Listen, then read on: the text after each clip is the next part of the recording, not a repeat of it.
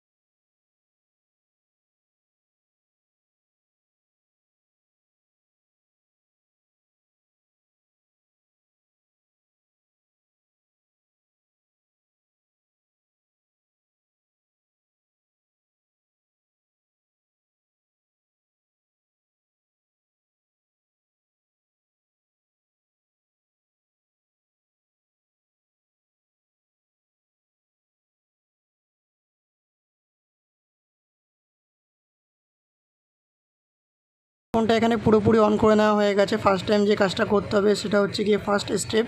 তো পাওয়ার বোতামটাকে আইসো প্রোফাইল দিয়ে ক্লিন করতে হবে আর রিসোল্ডারিং করতে হবে। তাতে যদি হয়ে যায় তো খুবই একটা ভালো ব্যাপার, আর তা না হলে আমাদের পাওয়ার বোতামটাকে চেঞ্জ করতে হবে।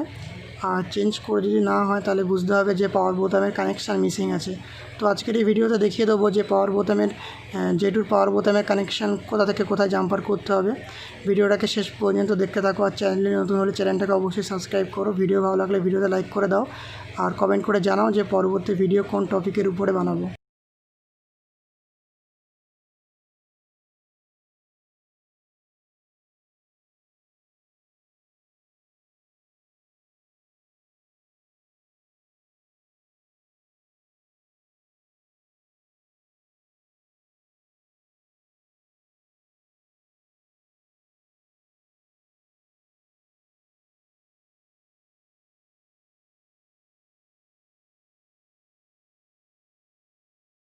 এখানে ক্লিন করার পরে সোল্ডারিং করা হয়ে গেছে। এবারে ফোনটাকে চেক করে দেখব যে ফোনটা ঠিক আছে কি না।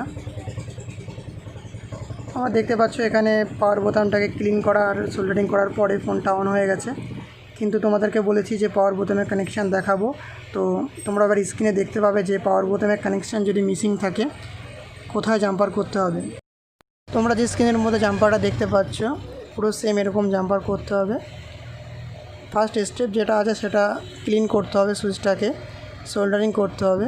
তারপরে না হলে 2 নম্বর স্টেপ ফলো করতে হবে, সুইচটাকে চেঞ্জ করতে হবে। আর 3 নম্বর যে স্টেপ আছে এই জাম্পারটাকে করতে হবে। 3টে স্টেপের মধ্যে ফার্স্ট, সেকেন্ড, থার্ড, প্রথম স্টেপটা ফলো করতে হবে, না হলে সুইচ চেঞ্জ করতে হবে।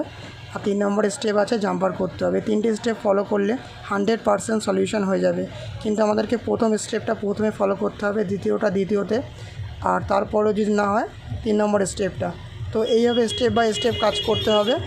ভিডিওটাকে শেষ পর্যন্ত দেখো। ভিডিওতে আরেকটা জিনিস দেখিয়েছি যে ফোনের যে সুইচের উপরে যেই প্রেস বটনটা থাকে সেটা যদি খারাপ হয়ে যায় বা হারিয়ে যায় সেটা অন্য একটা ফোন থেকে তুলে কী করে চেঞ্জ করতে হবে। আর আমার কাছে এরকম একটা ফোন আছে স্যামসাং J7, তোমাদেরকে জানিয়ে রাখি স্যামসাং J7-এর পাওয়ার বোতামের নবটা আছে আর J2-র পাওয়ার বোতামের নবটা একই আছে। তো তোমাদের কাছে যদি এরকম রিপেয়ারিংয়ে যায় যে J2-র পাওয়ার বোতাম নব হারিয়ে গেছে, তো J7-এর পাওয়ার বোতাম নব লাগিয়ে দিলে খুব সুন্দর কাজ করবে। তা দেখো তোমরা ভিডিওটা ভালো লাগলে অবশ্যই ভিডিওতে লাইক করে দাও আর কমেন্ট করে জানাও পরবর্তী ভিডিও কোন টপিকের উপরে বানাবো।